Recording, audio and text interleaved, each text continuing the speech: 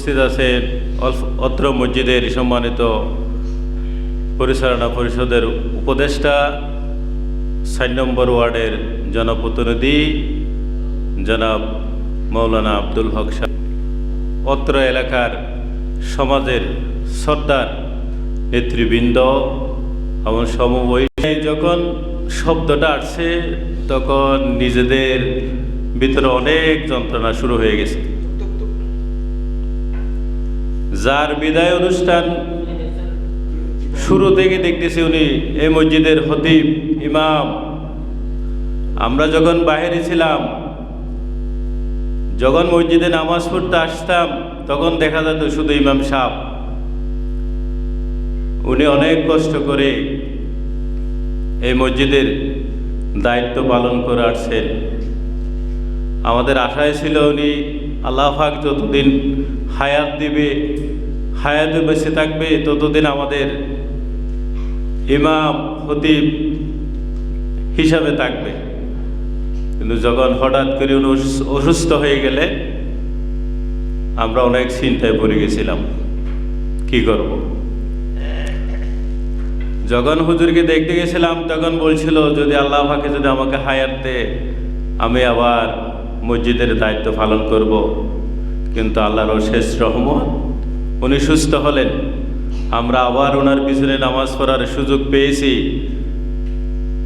পাওয়ার পরও উনি বলছে আমি তো আর শারীরিকভাবে অক্ষম হয়ে গেছি, নামাজ পড়াইতে পারবো না। আমরা তখন থেকেই নিজেদের অস্তিত্ব ঠিক রাখতে পারতেছি না যে হুজুরকে যদি আমরা বিদায় দিতে হয় তাহলে আমরা কিভাবে মসজিদ পরিচালনা করব, নামাজ পড়ব, বিষম চিন্তায়। তারপরও হুজুর বলে আমি পারবো না। আজকে ওনার বিদায় অনুষ্ঠান আমরা আমাদের সাধ্য মতো চেষ্টা করে সম্বর্ধনা অনুষ্ঠানে আসার জন্য, বসার জন্য চেষ্টা করে আসছি। আল্লাহ পাক আমাদেরকে এখানে আসার বসার তৌফিক দিয়েছে, আলহামদুলিল্লাহ। আমি আমার ব্যক্তিগত জীবন থেকে এই পর্যন্ত হুজুরকে যদি কোনো রকমের কষ্ট দিয়ে থাকি, সবার সামনে আমি হুজুরের কাছ থেকে ক্ষমা প্রার্থনা করছি। যদি আমি আপনাকে কোনো কষ্ট দিয়ে থাকি, দয়া করে আল্লাহর রাস্তায় আমাকে ক্ষমা করে দিবেন। কারণ আপনার সাথে আমাদের দীর্ঘ 35 বছর যদি ইমাম খতিব হিসাবে দায়িত্ব নিয়েছিলেন, কিন্তু সেই সময় হয়তো আপনাকে অনেক কিছু বলছি, অনেক কথা, অনেক কাজ। সেখানে আমরা যখন ছুটেছিলাম তখন সেই সময় আপনাকে সম্মান দেওয়ার মতো সুযোগ বা বয়স আমাদের ছিল না।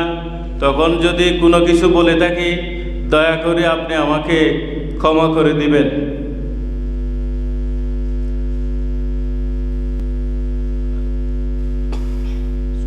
দিয়েছি বা নিয়োগ দিয়েছে মসজিদ পরিচালনা কমিটি।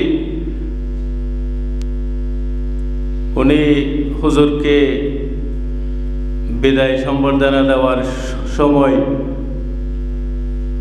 কিভাবে থাকতে হবে, কিভাবে দেখতে হবে, এটা একটু জেনে নেবেন। আর আমাদেরকে সেই সব হুজুর যেভাবে আমাদের সমাজকে, মসজিদকে পরিচালনা করছেন, সেভাবে আপনিও আমাদেরকে দেখবেন।